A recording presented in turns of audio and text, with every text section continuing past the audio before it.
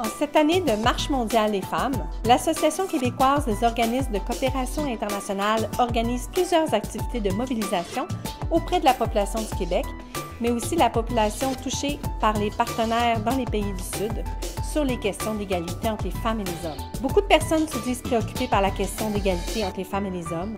On s'est dit qu'il serait intéressant de leur poser la question suivante.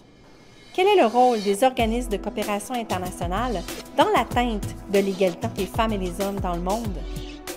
Apparemment, les organisations ne font pas assez puisqu'on est loin d'avoir atteint l'égalité. En tant qu'homme, en participant à ces rencontres-là, d'abord, on se sent la minorité. Et on se demande aussi pourquoi il n'y a pas plus d'hommes qui s'en soucient. Il faut le dire, là, même il y a des féministes qui travaillent en contre les féministes.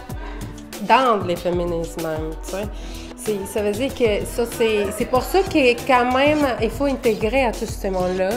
Puis il ne faut pas essayer de ne pas se chicaner.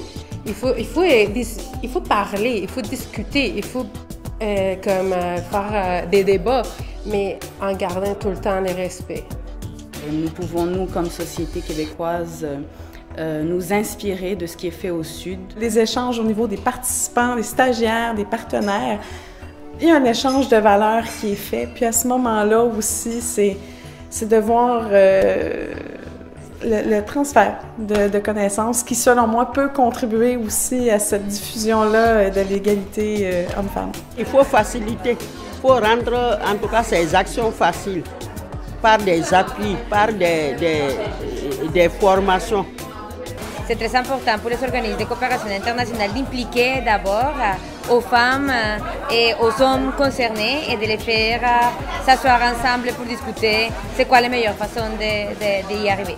Non pas d'imposer, mais d'insister sur certains points à respecter de la part de leurs partenaires du Sud. C'est intéressant de voir à quel point il y a beaucoup de femmes impliquées dans le milieu, mais à quel point au niveau des postes décisionnels, que ce soit au niveau de la direction ou des conseils d'administration, des fois la représentation n'est pas aussi... Je veux dire, on n'a pas nécessairement 90%... Ici, il y a 90% de femmes, il n'y a pas nécessairement 90% de femmes au niveau des postes décisionnels. On n'écoute jamais les femmes. On suppose pour elles, on leur met des mots dans la bouche, des rêves, des projets, alors qu'elles ont une voix, une parole, elles peuvent très bien s'exprimer elles-mêmes. Ça me fait penser beaucoup à une chose que mon père, qui vient de mourir, 100 ans et pratiquement 101 ans de vie. Quand j'étais très jeune, il nous disait la seule chose qui différencie l'homme de la femme, c'est l'appareil sexuel. À part de ça, tout le monde a la capacité de pouvoir avoir tous les droits. La diversité des réponses nous offre de belles pistes de réflexion pour l'avenir. D'un côté, les organismes de coopération internationale vont certainement continuer de s'auto-évaluer constamment pour améliorer leurs pratiques. D'un autre côté, il nous semble de plus en plus important d'impliquer la population québécoise dans la construction d'un monde où il y a une réelle égalité entre les femmes et les hommes.